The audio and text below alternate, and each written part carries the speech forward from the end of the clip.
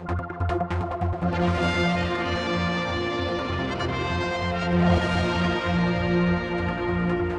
we're turning our attention back to the marina in Ramsey. Robin is with us again.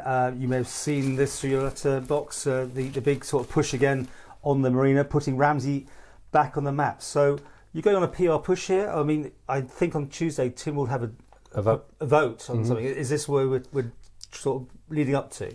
Well, in part, it was actually already on the stocks, but we brought it forward so that we could actually make our position clear and quite what it will do for the island ahead of that motion. So what's changed since we last saw you? Have you gone back and changed things? Or what? We haven't changed anything very much, except the feedback we're getting in putting our feelers out is that people would like a swimming pool of some kind on the new beach.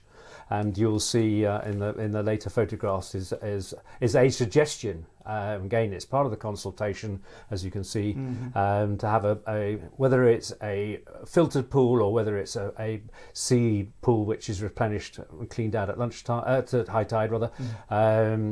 That's something we'd love to discuss. But really, what we want to do is to make the beach a real family location to come to with the boating activities, kids learning to paddleboard or kayak or whatever, and then the slipway right next door, so they can go out when they're ready to venture further afield. This motion on Tuesday, it could be, as I say, very important because it could put the stop to the whole thing, could it? I mean, it depends how it goes. To be honest with you, I haven't actually taken total legal advice as to what it would mean. Right.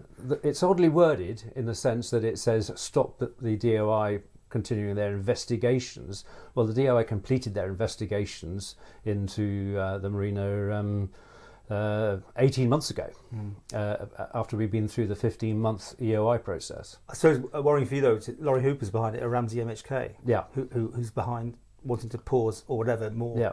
Have you not won the hearts and minds of Tynwald members yet? Have you tried? Have you? We seem to have a good bedrock. Of support because most people can see the multitude of benefits that the marina brings to the island. There are certainly, we are aware of 6 or 8 MHKs who are against it.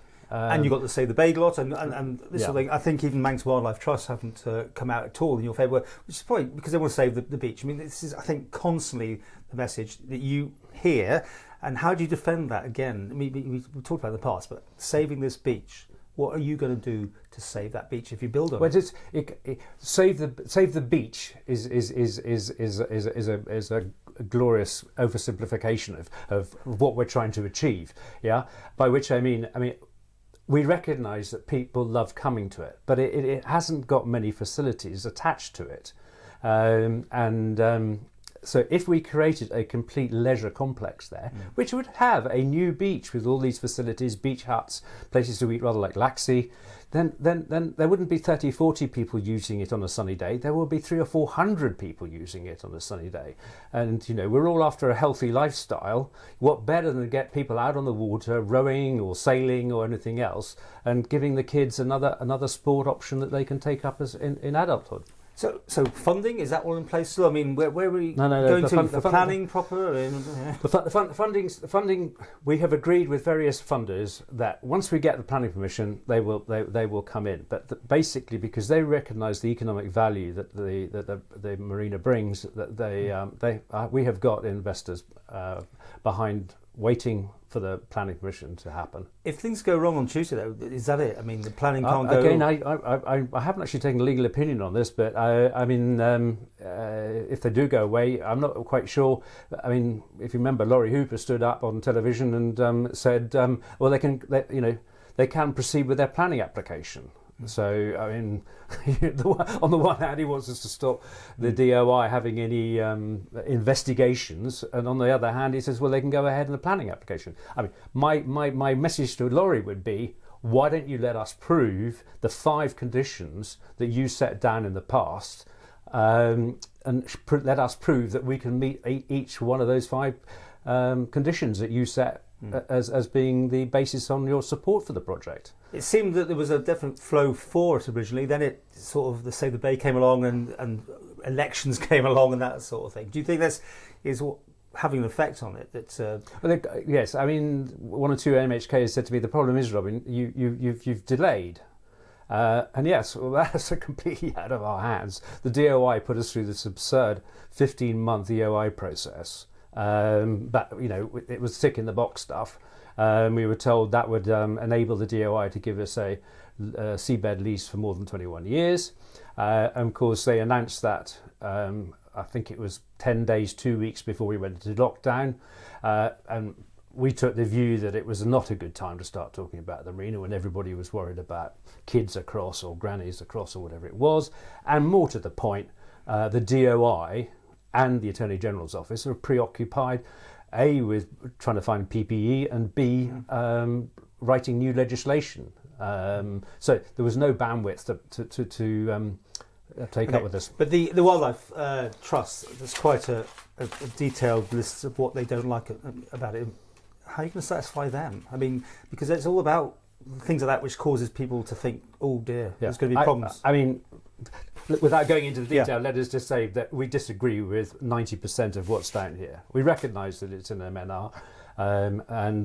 But what we should do is to put it to the test through an EIA, through an environmental impact assessment, and that will be done by experts across. We will work with the experts on eelgrass propagation across the UK. This is new stuff that you'll plant new stuff there in underwater. Just underwater? We think, seagrass? As I said to you before, Paul, we think that it would germinate naturally along the toe of the dam, in the same way that it has done along the piers. Okay. Now the reason it doesn't stick further in is because the waves are hitting the legs that are further in. So it's only staying on those legs which don't dry out at low water. Mm-hmm. So you can see that the mechanism is sediment comes, then the seed comes, and they propagate and they go. And that's why it has colonised those two structures. So we believe in the same way, given that there's 20 hours of northbound current in every 24 in the bay, that it will transport the sediment, it will transport the seed and germinate there. Now, if we can then artificially enhance it by the methods that they have used down in Plymouth, then I think we could. You're displaying your green credentials here as much as you can. I mean, absolutely. Right. Well, I mean, we could make this a showcase for the island. Yeah, but when you're building it, things will be disturbed. There will be all sorts of upsets, right? I mean, to the wildlife if you've got planning, right? I mean, it wouldn't just. No, I disagree entirely. Okay. I mean, to use that phrase I used last time we met, the wiggly worms will have to be moved. Yeah. But and the Wildlife Trust actually pointed this out 2 years ago to us, is that the breakwater will be a magnificent ecosystem on which to propagate fish and fish stocks, and therefore, if anything, the marina will enhance the fishing and the fishing stocks in the Ramsey Bay, and above water, the seabirds and the ones that Manx Wildlife Trust here, the oyster catchers and everything else, they would love the nooks and crannies, and I got held up for using that highly technical term last time, but the nooks and crannies are ideal place for nesting seabirds, so we would enhance it. What about the flood defences? I think we touched on that last time. Is that altered? I mean, because there's all sorts going ahead at the minute about the situation in Ramsey. Does your project affect that in any way at the minute? Yes, yeah. It saves the government a lot of money potentially, because the quote. If you look at their cost estimate, it's something in excess of £10 million to build the defence from the corner of the beach there through down to the pier.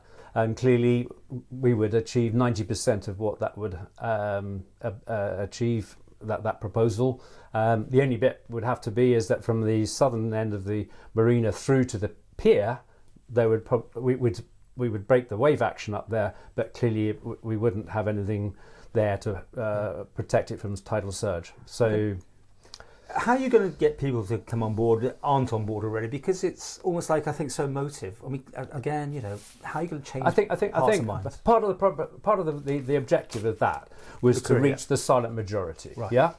There's a lot of people on this island who are not keyboard warriors. They don't listen to the local radio, and so we're trying to reach out to them, because if what does get put up on the social media is so inaccurate, that we really want to put the record straight and have an opportunity through the consultation, through documents like this, to spread the word. And I mean, somebody was complaining that what we're going to do is to build the houses and then walk away and take the profit and not build a breakwater. Well, that's absurd. But you will make money, right? I mean, without the breakwater, you can't build the houses. But this is a money-making scheme. It has to be. It's not a money-making scheme. It's something that is basically financially neutral, I would say. Yeah. If we turn over about £2.5–3 million a year in the marina, and it makes £500,000 profit, which clearly would be turned back into doing everything and paying a dividends, yes, is that the financial value of that marina would then only be about £10 million. But it's cost £50 million to build. So that's why we need the 40 from the housing development to cover the difference. So we're not going to sell it for hundreds of millions like ferry companies get sold, to mention one, where it goes at ludicrous prices. Well, anything else you want to throw in here that is going to help your cause? I mean, feel free. You've got lots of documentation. Have we covered everything there? I mean, where do you go next? The thing I would like to say is really hammer home what we've got here in the Courier is that there's so many different advantages to the marina. You know, that we can bring the culture and the maritime heritage in there. We can have the family outing. We can bring the schools in. We can get the sailing, the Dable Say with all sailing. It's all great.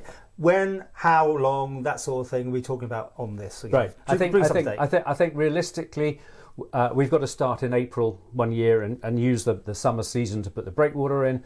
Clearly, we would have to start making the caissons in about a year's time if we were to start in April 23. That's not going to happen. So we're targeting a start on site in April 24. How many years? Well, we've got to put the breakwater in during the summer.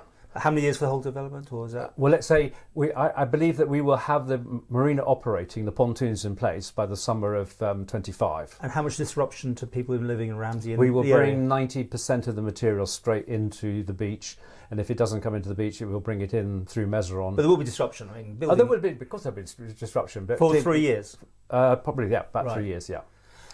You talk to locals. You got any more plans? Just to finish with, I mean, any more meetings? Yes, we will be sort of coming out with what we're planning to do is to issue discussion documents on every aspect of the marina up on our website, and people will be able to download those and provide commentary as part of our ongoing public consultation. So we have got a whole pile of I think it's about 8 or 9 position papers ranging from why is it located on the South Beach, not inside, or on the North Beach, etc. Yeah. Are you optimistic?